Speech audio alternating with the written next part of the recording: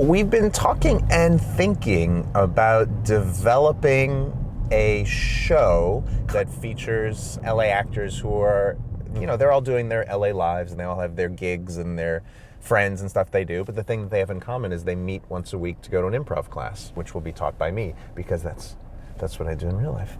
And everyone will be playing kind of a heightened, extreme version of themselves, and we're going to film it in that kind of fake documentary style. Center around my group, my advanced group. Their team name is Breadstick, Bodega, and they perform at the LA Connection every 2 weeks in Burbank. Wonderful group of actors. They've all gotten really close. It's just everybody has their little quirky lives in LA. They teach yoga. They're an inheritor of the Rubik's Cube fortune. They all just show up at an improv class, and all these different people from different walks of life come together.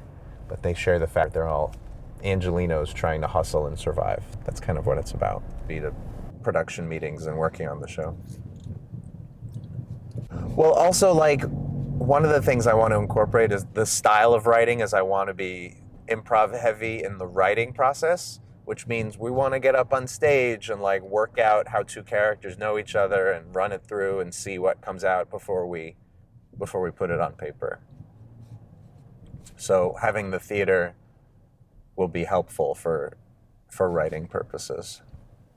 Yeah, Melrose Place that's a funny reference. That's a sexier version of what we're doing. It's where everybody who lives. I mean, look, Melrose Place, as far as I remember, was just some of them worked in diners or mechanics and had regular jobs, but most of them were just actors and actresses living an LA life and getting into various trysts and relationships and cheating on each other and a soap opera-esque. This will be similar.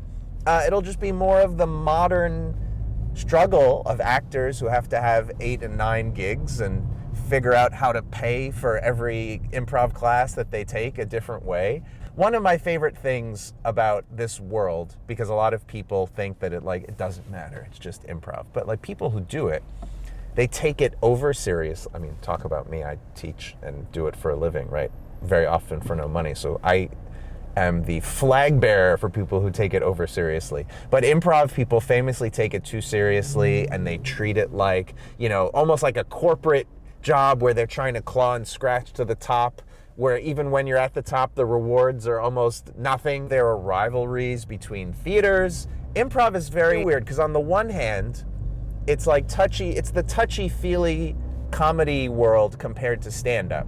They consider it very friendly. Everyone hates each other. Every school is a different clique. Every class is a different clique. Everyone is rivals. Nobody wants to watch the work from other people in different schools. It's very combative at the same time. I kind of like that juxtaposition of this thing that people don't think has a lot of value, but the people who do it take it seriously to the point of it being a melodrama and so much conflict within a world of just trying to make people laugh in an unscripted format. The show that we're making can capture some of that as well. One person he acts really nice and friendly, but he's secretly undermining all of his fellow actors and trying to ingratiate himself with the theater owner. Another guy, the son of the theater owner, who basically lives in the theater instead of his own apartment, and he's a quasi-homeless guy who's just always around. And, obviously this is creating tension between the people who live there and work there and take class there. Yeah.